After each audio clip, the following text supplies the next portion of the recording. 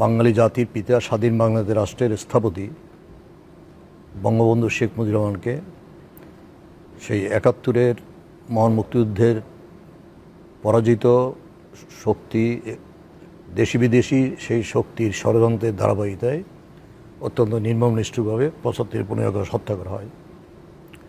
সেদিন বঙ্গবন্ধুর দুই কন্যা, আজকের মাননীয় প্রধানমন্ত্রী শেখ হাসিনা এবং তার ছোট বোন শেখ রেহানা জার্মানিতে ছিলেন, অর্থাৎ দেশের বাইরে ছিলেন। যদি তারা উপস্থিত থাকতেন তাহলে তাদের ভাগ্যেও কিন্তু পিতামাতা, ভাই বোন, তাদের যে অবস্থা হয়েছে একই পরিণতি হতো। বঙ্গবন্ধু হত্যার পরে ৬ বছর তাকে নির্বাসনে জীবন কাটাতে হয়েছে।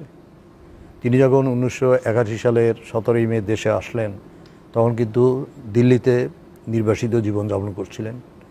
তার আগে